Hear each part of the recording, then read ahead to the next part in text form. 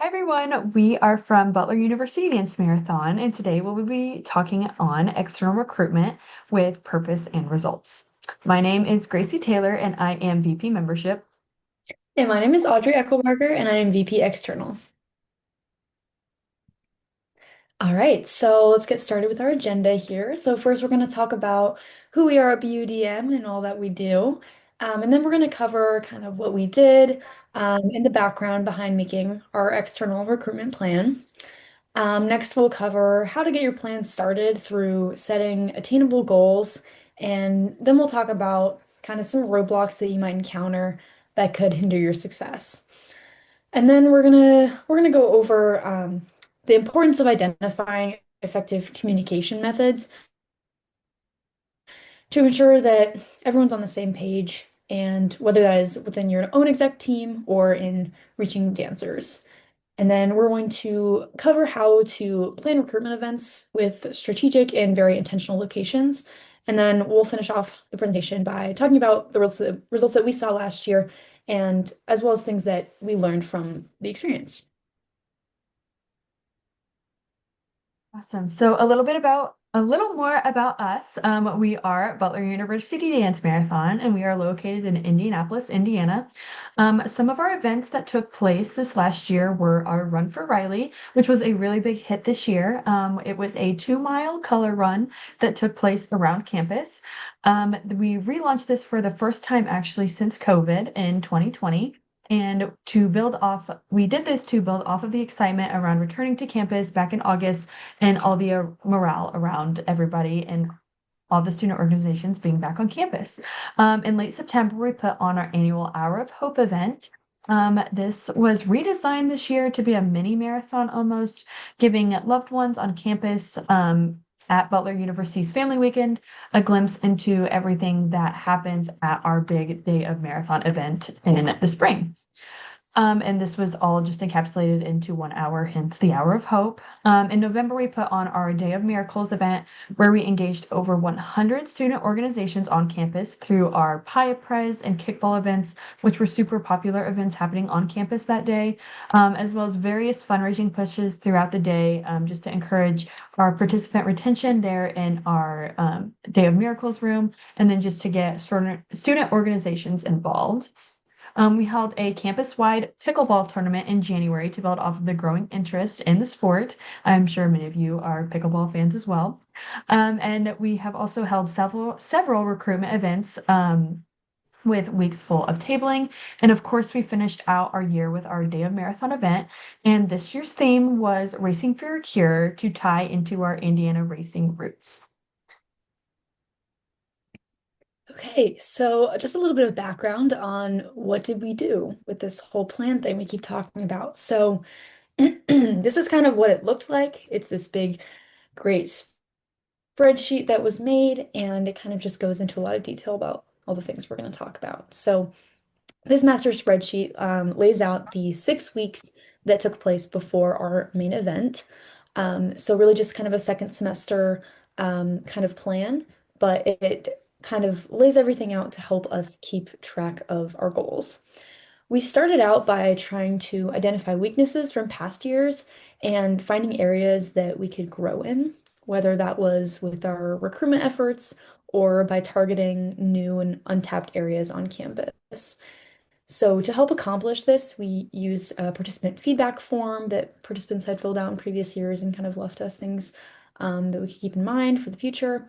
And we also used in-depth SWOT analyses from each of our events in previous years that could also help us improve all of our methods.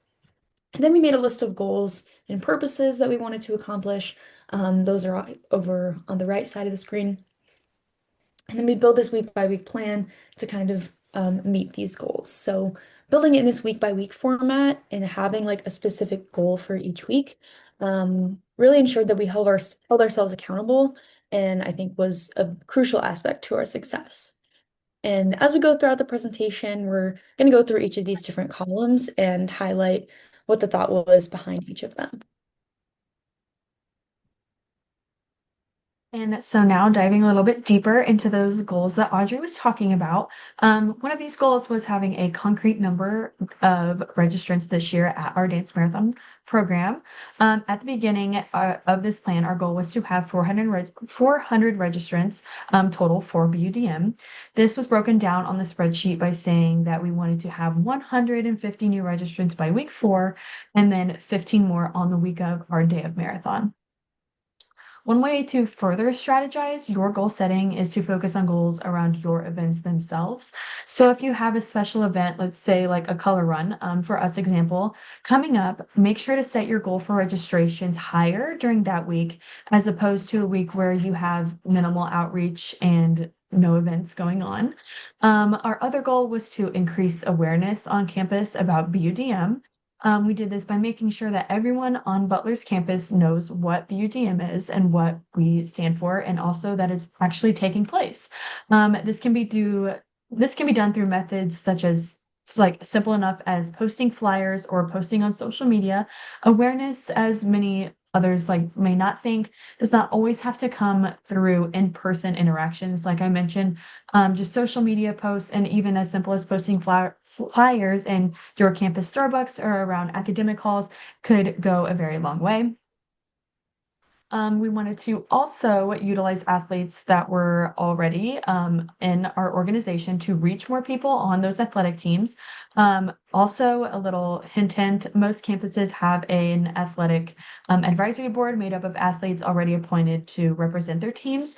And these individuals would be happy to help connect you to other athletes to get them involved in your marathon. Last year we reached out to at least 2 representatives from each sport, so you can maybe make that a goal of your own. We also did this to increase advocacy around campus of why we do and what we do exactly.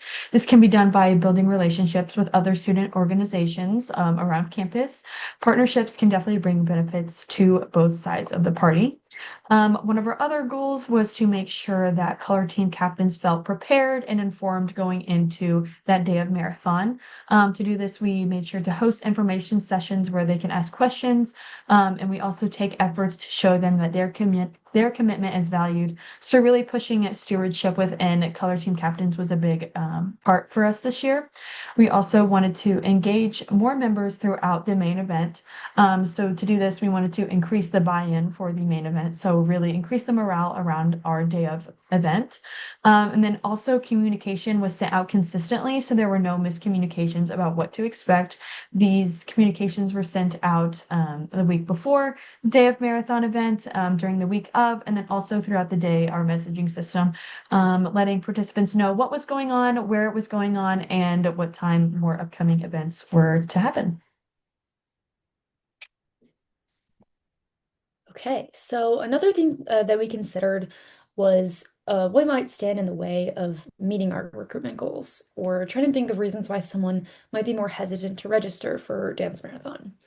So the first one that we thought of is the length of main event. So at Butler, we do a 10-hour long event, and I know that some of you guys do even longer. So to an outsider who is unfamiliar with what we do, this amount of time can sometimes seem quite daunting. So we prepared to combat this by using social media to communicate exactly what will be taking place at the marathon so people know what they're getting into. We also plan to tell our exec members working booths throughout the day to tell dancers encouraging things so that they could stay motivated if it seemed like there were any kind of lulls of energy or anything throughout the day. Another roadblock is color team captain buy-in. So this is a very crucial aspect to main event success because all of the other dancers look to their color team captains to lead the way in terms of energy and just general good vibes. Like if the color team captains are having a great time, then chances are the rest of the team will too. This was targeted by doing our best to keep color team captains in the loop with everything and just kind of involving them more.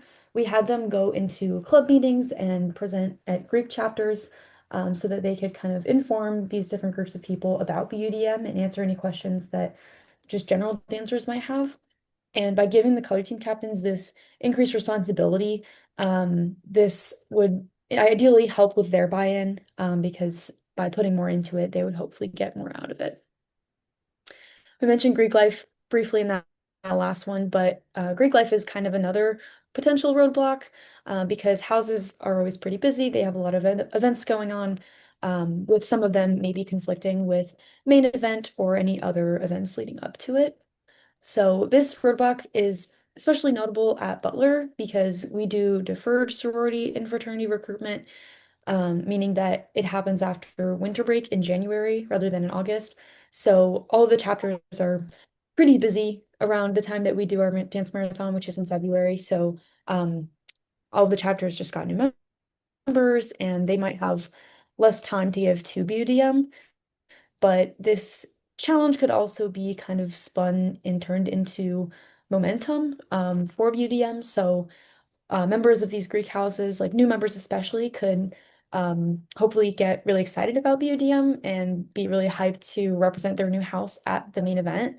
And hopefully like get points for their house and through color teams. So again, kind of like reemphasizing how important it is to have those color team captain buy-in. Another misconception that you have all probably experienced is that we dance for 12 hours straight at dance marathons. And of course, the whole like, I'm not a dancer, can I still join and come to dance marathon?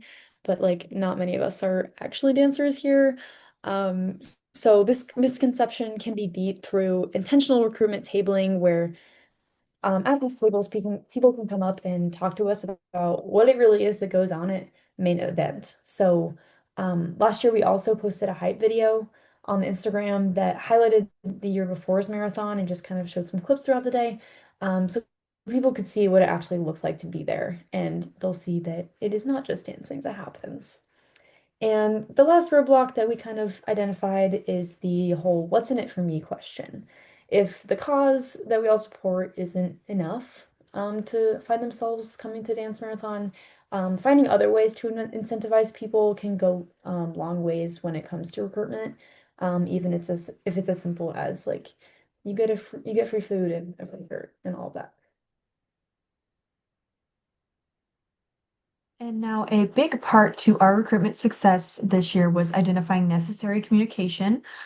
So we reached out to multiple Greek Life new member education programs to share info with their recent activated members. So this can also be a good avenue for you to take on to reach out to those new member education boards.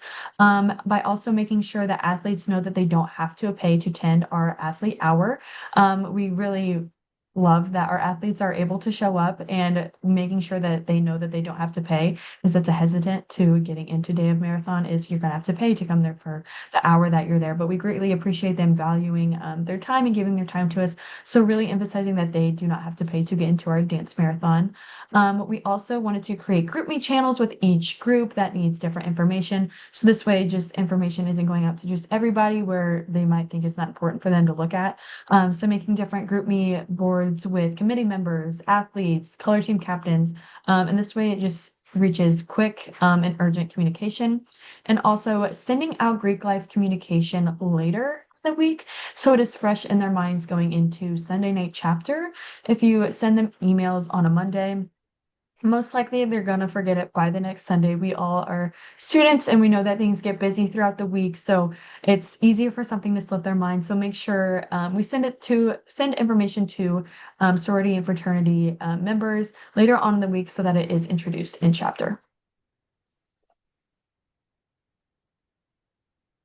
So another thing to keep in mind is when you're planning these recruitment events, planning them to have strategic locations that are very intentional. You're not just picking a location that's open, but rather thinking about what might be the best one for your needs.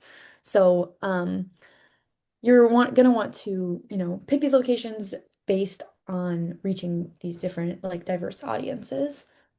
And also catering to be accessible to all students, no matter where they live or what kind of accommodations they might have.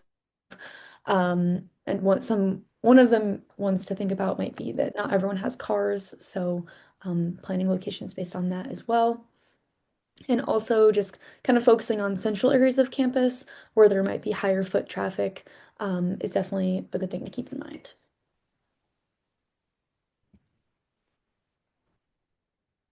So, creating a meaningful experience for our dancers. So this looked like creating a meaningful and rewarding experience for both our members and participants. So all around our dancers, our committee members, our exec members, and we did this through our recruitment methods. We really emphasized this year that we weren't just going to ask them to register and then that be it this year. We didn't want to just dive right in and ask them to fundraise. And even though that's what we are here for, we're here to raise money for pediatric cancer research. We also wanted them to buy into the cause first and let them know what we are doing and why we are doing it, and making sure to push the education about our CMN hospital, Riley Children's Hospital, and really getting them to buy into the cause first before ever asking them to sign up or raise money. So we really pushed the education aspect, which really increased our relationships with our participants.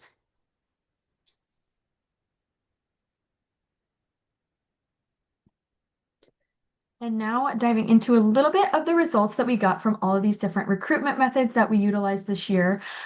So this year, our athlete hour was again a huge success. Not only did they show up, but they had an amazing time and they really loved it. So many of them sent out messages or posted on their social media about how the event was and how they wanted to come back in the future. We also had the highest number of student organization color teams registered at our main event this year, and we did this after engaging in partnerships throughout the year. Even just inviting student organizations to participate and showing them what that we were thinking about them could lead to a great turnout. So a little diving into the numbers about this past year. Our total number of registrants in 2024 was 396, and then our total in 2025 was 401. In 2024, we had 247 dancers. 100 of these were active in raising funds with an average of $309.10 per person. And then in 2025, we had 266 dancers. 142% of these dancers were activated, raising an average of $384.48. On the day of marathon in 2025, we had 86 of 266 members were active, which was around 32.33%. And all of these participants were raising around $230.94 per person. And on day of in 2024, we had 40 of 245 were active in fundraising, which is around 16.33%, and fundraised an average of $203.85 per person. So we can see that our average of active members on their donor drive page and raised fundraising money definitely grew from our 2024 season to our 2025 season through these recruitment efforts. All right, so now just to finish off by talking about a couple things that we learned and took away from this experience. Um, so early communication is key. That's kind of just going to be an overarching theme throughout maybe everything ever, but also just the same goes with kind of social media and planning that out, as well as the timeline. Our recruitment plan that we've been talking about was only around like 6 weeks, so the 6 week leading up to our main event. But if you wanted to do one for the whole year that like mapped out both semesters of the school year, that is also an option. But again, it would just be like earlier rather than later for this entire process. We have learned that Greek life will continue to wait to register, no matter, who's in it that year. It just seems to be a trend. So, just kind of keeping that in mind, if that's something that you've also encountered at your school, just also maybe focusing your recruitment efforts on that population, as the weeks leading up to the marathon, um, by knowing that. And our last kind of takeaway is just reach out to everyone. Don't be shy. Make sure you're reaching all different areas of campus, because the worst thing that they can say is no. All right. Thank you guys so much for listening to our presentation. And if you have any questions or anything, feel free to contact us at our emails or numbers. And if you're coming to Ignite, we're excited to see you. Yay, thank you so much. Thank you. Bye.